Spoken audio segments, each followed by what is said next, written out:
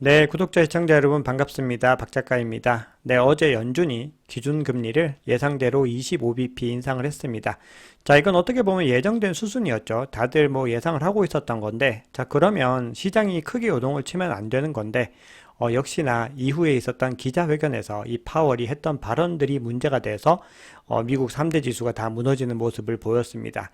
자, 그와 반대로 이 비트코인은 상승의 움직임을 보였죠. 자, 그 이유가 무엇인지에 대해서 알아보고 앞으로 비트코인은 또 어떤 흐름을 가져가게 될 것인지 그런 부분들을 전체적으로 이야기해 보겠습니다. 네, 저는 7권의 책을 쓴 박 작가입니다. 카카오톡에서 크립토 트렌드랩이라는 커뮤니티를 운영하고 있습니다. 약 3,500여 분 정도 함께 참여하고 계신데요. 혼자 투자하시기 어려우신 분들은 참여하시면 도움을 받으실 수 있습니다. 자, 본 영상은 매수와 매도에 관한 추천을 담고 있지 않습니다. 투자의 모든 책임은 투자자 스스로에게 있습니다. 모든 유튜버들의 영상을 냉철하게 바라보시기 바랍니다. 자, 오늘 내용이 도움이 되셨다면요. 구독, 좋아요, 알림 설정, 댓글 정중하게 부탁드리겠습니다. 네, 서두에서 말씀드렸지만, 네, 25bp 인상을 이제 했습니다. 자, 그래서 대부분의 3대 지수가 다 하락 마감을 했는데, 그 중에서도 특히 은행주가 많은 다우 지수가 많이 하락을 했는데, 자, 그 이유는 또 뒤에서 다시 말씀을 드리겠습니다. 자, 보시면은 처음에 좀 시작이 좋았어요. 이렇게 상승의 움직임을 가지고서 시작을 했는데, 어느 순간 이렇게 크게 상승하는 구간들이 있죠. 네, 그 이유가 뭐냐면은, 향후에는 이제 기준금리를 동결하겠다고 하는 이 비둘기적인 내용의 성명이 이제 공개가 된 거예요. 그래서 드디어 이제 끝났구나 하고 이제 조금씩 상승을 하고 있는데 이제 기자회견에서 파월 의장이 얘기를 하면서 이렇게 급락을 하는 그런 모습을 보여주고 있습니다. 자, 파월 의장이 뭐라고 얘기했는지는 뒤에서 자세히 좀 알아보겠습니다. 네, 그래서 개별주들도 대부분은 다 빨간색입니다. 뭐 너나 할 거 없이 빨간색인데 그 중에서도 가장 빨간불이 많이 들어온 거는 이 파이낸셜 금융 섹터이죠. 자, 그 이유는 지금 아직까지 은행 위기가 끝나지 않았다라고 하는 두려움이 이 시장에 깔려 있기 때문입니다. 네, 어제도 중요한 지표들이 많이 발표가 됐는데요. 대부분의 지표들은 일단 연준의 입장을 더 옹호하는 쪽으로 결과가 나왔어요. 자, 우선 미국 ADP 비농업 부분 고용 변화를 보시면은 29만 6천 명 증가를 했는데 이게 정말 좀 놀라운 수치인 게 이전보다 2배 이상 지금 상회를 했고요. 네, 이 월스트리트 저널의 전문가 예측치보다도 훨씬 더 거의 2배 이상 상회를 했습니다. 그만큼 지금 비농업 부분, 서비스 분야의 고용이 튼튼하다라는 시그널로 작용을 하는 거죠. 이 얘기는 경기 침체보다는 인플레이션이 향후에 위험해질 수 있다 이런 시그널이 됩니다. 네, S&P에서 발표하는 미국 서비스 구매 관리자 지수도 앞서 보여드렸던 지표처럼 극적이진 않지만 비교적 양호하게 나왔다라고 볼 수가 있습니다. 보시면은 이 예측치를 0.1 정도 하회를 하긴 했지만 이전보다는 1 이상 상승하는 모습을 보임으로써 지금 개선되었다라고 시장은 판단을 하고 있습니다. 네, 미국 공급관리협회에서 발표하는 ISM 비제조업 구매 관리자 지수도요. 결과가 일단 긍정적으로 나왔습니다. 지금 보시면은 이전 51.2보다 상회를 했고요. 네, 예측치보다도 0.1이지만 상회를 했습니다. 네, 여기서 중요한 건요. 이 ISM의 서비스업 PMI가 넉 달 연속으로 50을 상회했다는 겁니다. 이 50을 기준으로 해서 50을 넘으면 이 업황 자체의 상황이 좋다라고 판단을 하거든요. 그러니까 지금 이 결과에서 봤을 때는 업황 확장이 계속해서 일어나고 있다는 겁니다. 자, 그렇게 되면 결국 어떤 문제가 발생하게 된다? 네, 물가 상승으로 연결이 될 수가 있다는 겁니다.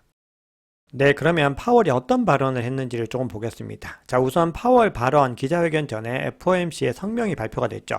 근데 이전 성명서와는 달라진 부분이 있었어요. 뭐냐 하면은 몇 번의 추가 긴축 조치를 고려한다. 그리고 충분히 제약적인 수준으로 금리를 인상하는 것이 적절할 것으로 예상된다. 이런 식의 굉장히 강경한 발언들이 사라지거나 완화가 됐어요. 자, 이 얘기는 잠정적으로 긴축을 이제 종료한다라는 시그널로 시장은 받아들인 거거든요. 그래서 거기에 대한 반응으로 시장이 상승을 했는데 파월도 여기에 대해서 일정 부분 동의를 했어요. 그래서 파월은 해당 문구 삭제가 상당히 유의미한 게 맞다. 네, 이렇게 얘기를 하죠. 왜냐면은 이 연준이 사용하는 용어는요, 정말 단어 하나하나까지도 엄청나게 머리를 싸매고 이렇게 선정을 하는 거거든요. 그렇기 때문에 이런 표현들이 사라졌다는 거는 굉장한 시그널을 알려주는 겁니다. 자, 그리고 이렇게까지 얘기합니다. 작년부터 금리를 5%포인트나 올렸기 때문에 충분히 긴축적 수준이 됐다. 현재 최종 금리에 도달했을 수도 있다. 자, 이렇게 약간 비둘기파적인 얘기를 해놓고는 그러나 다음이 이제 중요하게 작용을 하게 됩니다. 자, 기자들이 물었겠죠. 통화 긴축 중단과 금리나 전망에 대해서 어떻게 생각하느냐라고 했을 때 이렇게 얘기합니다.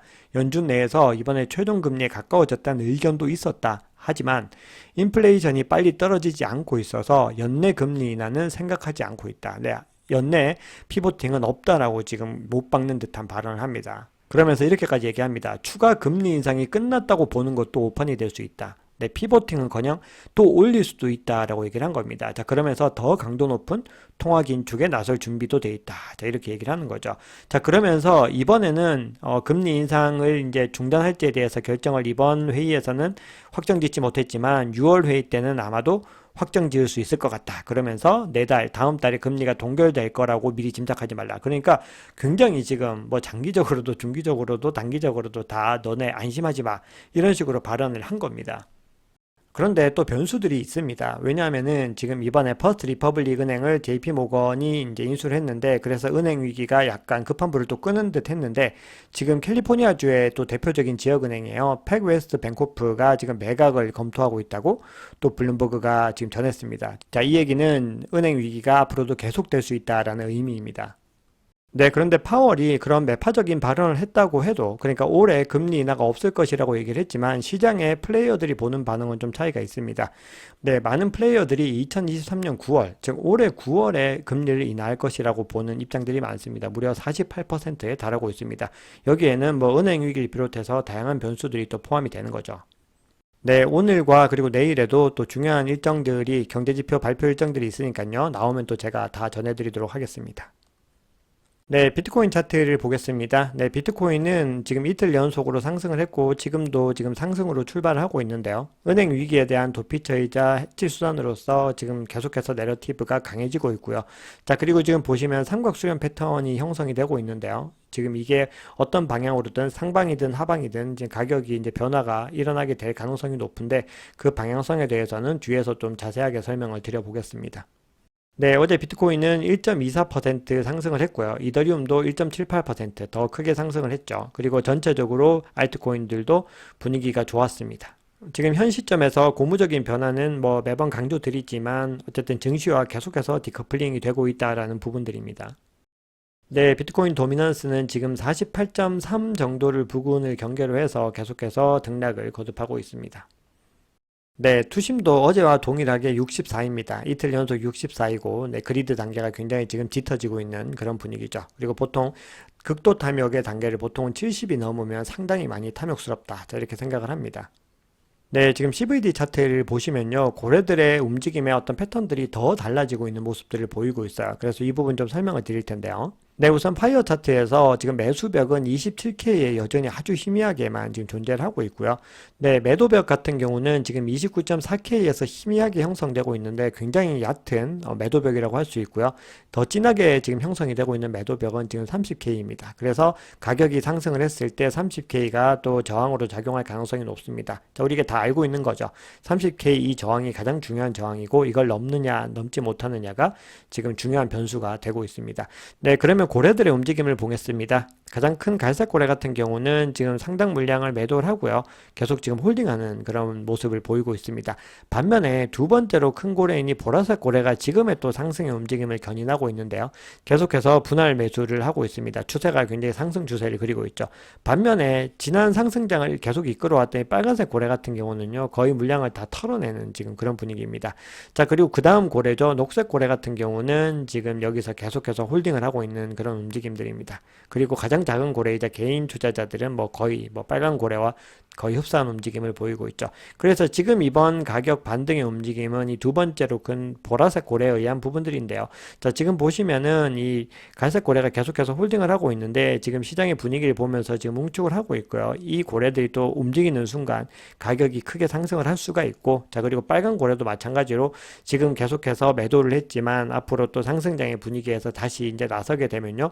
시장의 상황이 더 이제 급반전할 수 있는 그런 요소로 작용할 수가 있습니다. 네, 오늘 뭐 몇 가지 이제 비트코인 방향성에 대한 관점들을 볼 텐데요. 우선 중요한 기사들을 좀 보겠습니다. 자, 그 중에서도 첫 번째는 이제 국가들이 계속해서 비트코인을 채택하고 그리고 비트코인에 대해서 우호적인 움직임을 보이고 있는 건데요. 이 이란이 기업의 수입품 대금으로 암호화폐 결제를 사용할 수 있도록 플랫폼을 구축하고 있다고 합니다. 이건 상당히 놀라운 변화라고 볼 수 있는데요.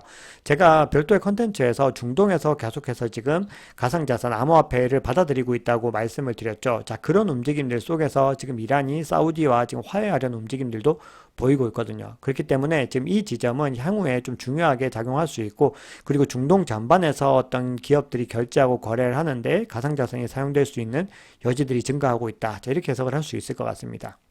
네, 두 번째로 영국과 프랑스는 상당히 지금 비슷한 시기에 비슷한 움직임을 보이고 있는데요. 영국 의회가 암호화폐 광고 승인을 완화하는 법안의 개정안을 이제 합의하는 그런 움직임을 보이고 있습니다. 근데 거의 비슷합니다. 프랑스 같은 경우는 무허가 인플루언서의 암호화폐 직간접 홍보를 금지해야 된다라는 법안을 지금 상정을 했었는데, 지금 암호화폐 기업 홍보를 인플루언서들에게 좀 허용을 해주겠다라는 이 법안을 좀 완화시키는 법안을 지금 가지고 왔습니다. 그래서 지금 전체적인 분위기가 이 암호화폐 우호적이다라고 볼 수가 있죠. 네, 어제 스웨덴이 실물 ETP를 이제 허용을 했다라는 기사를 전해드렸죠. 지금 국가들이 계속해서 이 가상자산에 대해서 우호적인 움직임을 보이고 있다는 건데, 자, 이번에는 부탄이요, 5억 달러 규모의 암호화폐 채굴 펀드 조성을 계획을 했다고 합니다. 지금 부탄이 계속해서 채굴을 하고 있었다라고 기사가 전해졌죠.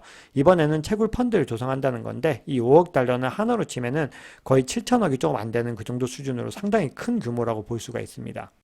네, 미국 내에서도 이 바이든 행정부의 이 암호화폐 규제에 대해서 반대 목소리들이 계속해서 나오고 있습니다. 네, 최근에 바이든 대통령이 암호화폐 채굴세 30% 부과하자라는 방안을 내놨죠. 자, 그 이유에 대해서 뭐 환경에 대한 뭐 오염 뭐 여러 가지 그런 이야기들을 했습니다. 거기에 대해서 민주당 경선 후보예요. 같은 당이죠. 이 로버트 케네디 주니어가 굉장히 나쁜 아이디어다라고 비판을 했습니다. 자, 그러면서 암호화폐가 굉장히 중요한 혁신이다라는 걸 강조했고요. 자, 그리고 이렇게 비유를 합니다. 비트코인 채굴은요, 비디오 게임과 거의 같은 양의 에너지를 사용하는데 아무도 비디오 게임을 금지해야 한다고 주장하지 않는다는 거예요. 그러면서 이 환경 요소를 걸고 넘어지는 건 이 엘리트 권력 구조를 위협하는 모든 것을 억압하기 위함에 지나지 않는다. 그러니까 모든 건 핑계이고요. 본인들의 어떤 밥그릇의 문제들이다라는 거거든요. 그래서 미국 내에서도 이렇게 계속해서 반대 입장이 나오고 있는데, 네, 최근에 SEC가 헤지펀드 규정 내 디지털 자산의 정의를 삭제를 했습니다. 최초로 본인들이 공식적으로 정의한 걸 삭제를 한 건데, 그거에 대해서 이 시장은 암호화폐 규제에서 한 걸음 물러섰다는 걸로 지금 생각을 하고 있어요. 자, 이게 왜 이제 이런 행동을 했느냐면은, 디지털 자산의 고유성을 새로운 상품으로 인정을 하게 되면 디지털 자산이 증권이며 그리고 SEC 증권법에 적용을 받아야 한다라는 본인들의 입장이 약화되는 거예요. 그러니까 본인들이 해놓은 이 정의들을 갖다가 고쳐가지고 본인들에게 유리하게 이제 삭제를 해서 본인들에게 유리하게 만들어 간다는 거죠. 자, 그럴수록 SEC의 논리는 계속해서 꼬일 수밖에 없습니다. 네, 결국 전 SEC 위원장이 이렇게 얘기합니다. 암호화폐 결국은 미국 금융 시스템의 일부가 될 거다. 이렇게 얘기를 하고 있습니다. 자, 그러면서 암호화폐와 이 탈중앙화 금융 디파이가 금융 시스템의 지각 변동을 불러올 것이다 라고 얘기를 합니다. 자, 그러면서 은행 서비스를 이용하지 못하는 사람에게도 유사한 기능을 제공할 수 있다. 네, 원래 디파이가 하려고 하는 방향이 거기에 있습니다. 네, 그렇기 때문에 카르다노의 찰스 호스키슨 같은 경우는 디파이의 미래가 아프리카에 있다 이렇게 얘기를 한 겁니다. 자, 그러면서도 이 SEC 전 위원장은요, 결국 이걸 위해서는 적절한 규제와 그리고 가격 변동성이라는 문제를 해결할 방법들을 생각을 해야 되고, 즉 리스크 관리 도구를 개발해야 되고 법정화폐 연동 스테이블 코인 생태계 구축을 장려해야 된다. 자, 이렇게 주장을 하고 있습니다. 자, 그러면 비트코인 향방에 대해서 어떤 식으로 전망을 하고 있는지 좀 보겠습니다. 네, 요즘에 계속해서 비트코인에 대해서 우호적인 보고서를 내보내고 있는 곳이 전통 금융권 중에서도 이 스탠다드 차타드라는 이 은행이거든요. 이 은행이 이제 이번에 어떤 얘기를 했냐면은 미국이 만약에 채무 불이행, 디폴트를 선언한다면 비트코인 가격은 지금보다 약 2만 달러, 한 70% 이상 상승할 것이다. 뭐 그렇게 전망을 했습니다. 물론 그 확률은 매우 낮다. 네, 그거는 뭐 누구나 다 짐작을 할 수 있는 거죠. 자, 그런데 결국은 그렇지만 발생할 경우에는 경제에 미칠 영향력이 굉장히 크다. 그리고 결국은 그런 위기 상황에서 피난처 역할을 할 수 있는 거는 비트코인이 될 수밖에 없다. 자, 이렇게 얘기를 하는 겁니다. 자, 그런데 반대로 이더리움 같은 알트코인에 대해서는 반대로 얘기를 하고 있어요. 비트코인과 달리 가격이 오히려 하락할 것이다. 그래서 비트코인에는 롱 포지션, 이더리움에는 숏 포지션을 취하는 투자 전략을 고려해봐라. 자, 이거는 뭐 여러분 참고 마시고요. 이분의 아주 지극히 개인적인 의견입니다.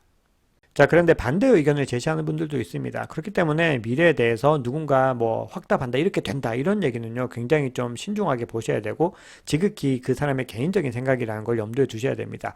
자, 블룸버그 애널리스트입니다. 제가 자주 소개해드리죠. 마이크 맥클로운이라고 하는 분은요, 지금 계속해서 디플레이션 도미노가 지금 일어나고 있는데, 다음으로 하락할 자산은 암호화폐가 될 가능성이 높다. 자, 이렇게 얘기를 합니다.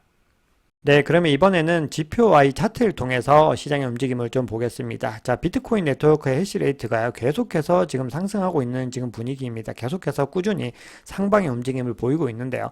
지금 440.71로 지금 사상 최고치를 경신했다고 합니다. 자, 그러면서 이 비트코인 네트워크 해시레이트가 500에 지금 근접하고 있는 이 상황은요, 비트코인의 성장력과 회복력을 보여주는 것이다 라고 평가를 했습니다. 자, 그리고 지금 채굴자들의 수익에 대해서도 최근에 자료가 나왔는데 제가 준비를 못했는데 굉장히 많이 상승하는 모습들을 보였습니다. 그래서 지금 비트코인 네트워크는 굉장히 건전하게 성장하고 있다. 지금 이렇게 보실 수 있습니다. 네, 이번에는 차트적인 관점입니다. 제가 가장 자주 소개해드리는 트레이더 분이 이제 라케시 우페드이에라는 코인텔레그래프 기고가인데요. 제가 소개 자주 드리는 이유는 저와 생각이 굉장히 비슷하기 때문이고, 또 하나는 균형 잡힌 시각에서 이 설명을 최대치로 해주고 있기 때문이에요. 너무 상방, 너무나 불리시한 시나리오만 보여주는 분이나 너무 베어리시한 시나리오만 보여주는 분들은 좀 극단적이고, 그리고 뭔가 좀 균형이 저는 부족하다라고 생각을 합니다. 왜냐하면 며칠 뒤의 움직임까지 차트를 통해서 100% 맹신을 한다, 이런 경우는 거의 없다고 보셔야 되고요. 특히나 이렇게 거시경제가 많은 경우는 차트의 움직임들이 많이 왜곡이 될 수 있어요. 그래서 차트를 굉장히 좋은 보조 수단으로 활용해야 하지만, 그럼에도 불구하고 맹신을 해서는 안 된다라는 걸 강조드리겠습니다. 자, 이걸 한번 보겠습니다. 제가 아까 전에 말씀드렸던 이 대칭 삼각형 패턴인데요. 자, 이 경우에는 지금 어디론가 가격이 이동을 하게 될 텐데, 이 우페드예 같은 경우는 이렇게 얘기를 하고 있어요. 대칭 삼각형은 형성이 진행되기 전에 유행했던 방향으로 가격이 돌파할 것이다. 그러니까 지금 현재 전체적인 분위기가 상방을 향하고 있었기 때문에 상방 돌파 가능성이 더 높다는 거예요. 하지만 그럼에도 반전 패턴으로 작동할 수 있기 때문에 새로운 베팅이 일어나기 전에는, 즉 가격이 돌파 완료할 때까지는 기다리는 것이 낫지 않을까, 좀 이렇게 얘기를 하고 있습니다. 네, 그리고 20일 지수 이동 평균 EMA가 지금 평평해지고 있고, 그리고 이 상대 강도 지수 RSI가 지금 중간점 근처에 있는데, 이걸 봤을 때 강세장이나 약세장 모두에게 명확하게 방향성을 주지는 않고 있다는 겁니다. 자, 그래서 이 두 가지의 이제 가능성을 말을 하는 거예요. 삼각형 아래로 만약에 떨어져서 하방 이탈을 하게 되면은 단기 조정 단계가 시작이 되면서 25.2K까지는 충분히 하락이 가능하다라고 얘기를 하고 있고요. 자, 그런데 25.2에서 20을 얘기하시는 분들도 있고, 뭐 그 이하를 얘기하시는 분들도 당연히 있습니다. 이거는 하나의 가능성인 거고요. 근데 지금 이 라케시 우페드의 관점은 25K까지 떨어지게 되면은 거기서 이 불리시한 세력들의 엄청나게 공격적인 구매를 목격할 가능성이 높다는 거예요. 여기가 아주 강력한 지지선으로 작용할 수 있다는 거고요. 그리고 만약에 가격이 여기서 상방을 돌파를 하게 되면요, 이 저항선까지 상승을 하게 되는데, 그게 이제 32.4 정도까지 올라갈 수 있지 않을까, 또 이렇게 얘기를 하고 있습니다.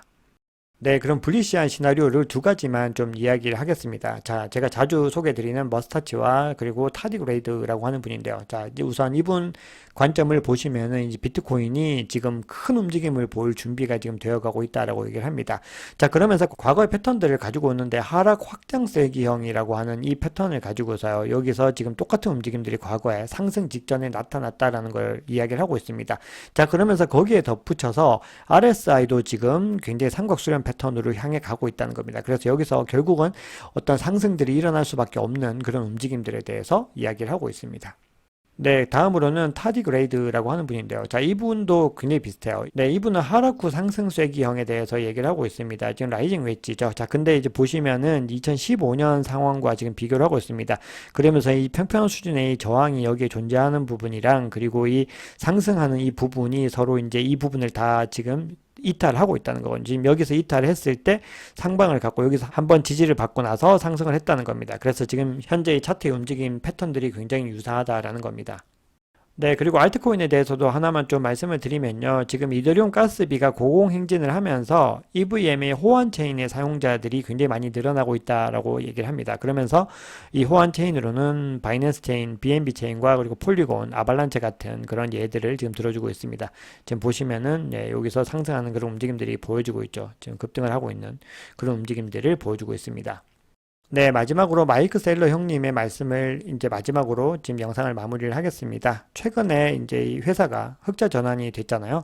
자, 그러면서 이제 하는 얘기가 있어요. 소프트웨어 사업 부분이 굉장히 많이 지금 활성화되면서 부채도 상환할 수 있었고 더 많은 비트코인을 확보할 수 있었다. 계속해서 그 돈을 가지고 이 캐시카우를 가지고서 비트코인을 사들일 수가 있었다는 거죠. 자, 그러면서 이렇게 얘기를 합니다. 본인이 지난 분기에 비트코인 가격 하락으로 큰 손실을 입었었는데 결국은 중요한 건 뭐였냐면은 변동성을 이기는 것이었다라고 얘기를 합니다. 그게 바로 가장 유일한 방법이다. 그러니까 마이클 셀 형님처럼 계속해서 이제 저렴한 지점에서 사고 이거를 갖다 보유를 하면서 변동성을 꾸준히 견뎌 나가는 것이 이 투자에서 승리할 수 있는 가장 좋은 방법이다. 이렇게 강조를 하고 있습니다.